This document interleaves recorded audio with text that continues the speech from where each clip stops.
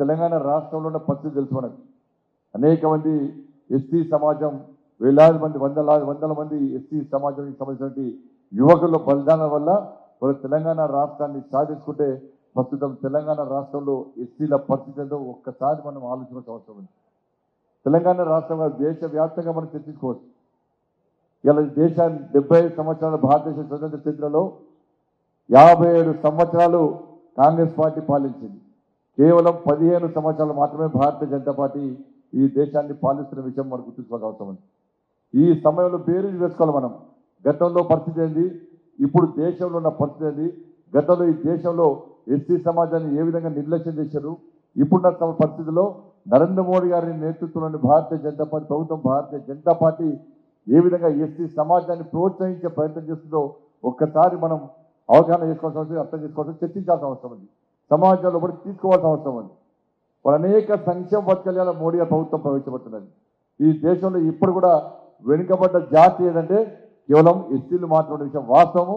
ఇంకా చెప్పుకుంటూ పోతున్న తప్ప దీన్ని ఇప్పుడిప్పుడే నరేంద్ర మోడీ గారి నేతృత్వంలో మన ప్రభుత్వం, ఎన్డీఏ ప్రభుత్వం, భారతీయ జనతా పార్టీ ప్రభుత్వం ఈ మధ్యనే ఇలా ఎస్టీ సమాజాన్ని సమాన స్థాయికి తీసుకోవాలని చెప్పి ఆ రోజు దీన్ దయాళ్ ఉపాధ్యాయ అంత్యోదయ సిద్ధాంతాన్ని తూచా తప్పకుండా అమలు చేస్తూ ఎస్టీ సమాజం కోసం బాబాసాహెబ్ అంబేద్కర్ యొక్క ఆలోచన విధానానికి అనుగుణంగా పనిచేస్తున్న ఏకైక నాయకుడు నరేంద్ర మోడీ గారు అన్న విషయాన్ని మనం గుర్తుంచుకోవాల్సిన అవసరం ఉంది. ఈ దేశంలో ముఖ్యంగా ఎస్టీ సమాజం పూర్తిగా ఇంకా నిర్వీర్యం అవుతుంది, ఇంకా వెనుకబడే ఉంది.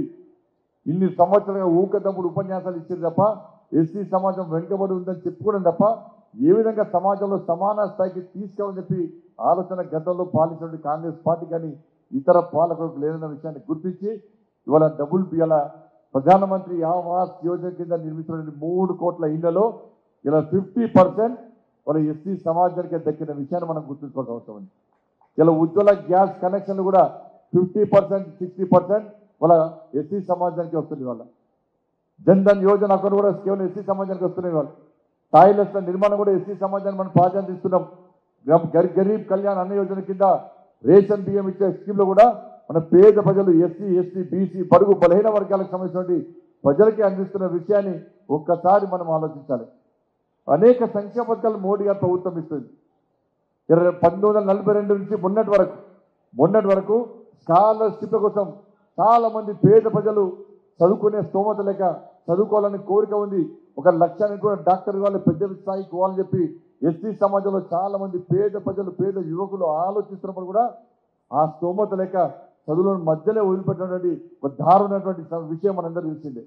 ఇలా 1942 నుంచి మొన్నటి వరకు కూడా ఈ ప్రభుత్వాలకు స్కాలర్షిప్ కేటాయించింది ఏంటంటే కేవలం 1100 కోట్ల రూపాయలు మాత్రమే.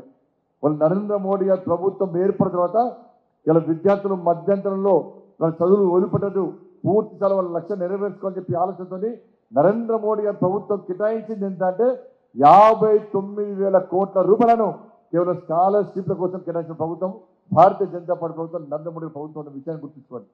ఇలా ఉద్యోగాలు లేక ఇబ్బంది పడుతుంది కాబట్టి యువకులకు, దళిత యువకులకు వాళ్ళకు పారిశ్రామికవేత్తలుగా మార్చాలి, వాళ్ళే ఉద్యోగాలు ఇచ్చే స్థాయికి ఎదగాలని చెప్పి ఇవాళ 1,25,000 బ్యాంకు బ్రాంచుల్లో ప్రతి సంవత్సరం ఒక దళిత యువకుకి 10 కోట్ల వరకు రుణాలు ఇచ్చి పారిశ్రామికవేత్తలుగా తయారు చేస్తున్న ప్రభుత్వం భారతీయ జనతా పార్టీ ప్రభుత్వం అన్న విషయాన్ని ఒక్కసారి గుర్తుంచుకోవాల్సిన అవసరం ఉంది.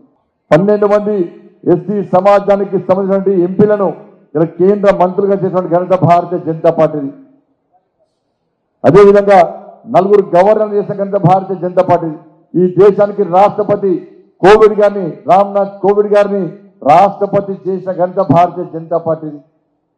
ఇట్లా అనేక విషయాల్లో ఇలా భారతీయ జనతా పార్టీ నరేంద్ర మోడీ ప్రభుత్వం ముందుంటుంది.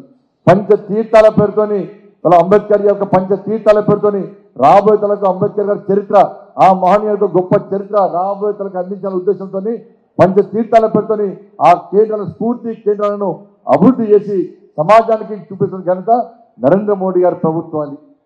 ఇలా బాబాసాహెబ్ అంబేద్కర్ జయంతిని కేవలం ఒక్కరోజుతో పాటు కాదు, ఈ సమాజంలో ప్రతి ఒక్కరికి అంబేద్కర్ గారి యొక్క చరిత్ర తెలియాలని చెప్పి అంబేద్కర్ గారి చరిత్రను పాఠ్యాంశాలు చేర్చాలని చెప్పి అనేక సందర్భాల్లో స్పష్టం చేసినటువంటి నరేంద్ర మోడీ గారి ప్రభుత్వం వాళ్ళ ఎస్సీ జాతికి బాబాసాహెబ్ అంబేద్కర్ ఆలోచన విధానానికి అనుగుణంగా ముందుకు సాగుతున్నటువంటి సందర్భాన్ని మనం గుర్తు చేసుకోవాలి. ప్రధానమంత్రి నరేంద్ర మోడీ ప్రమాణ స్వీకారం చేస్తున్న సందర్భంలో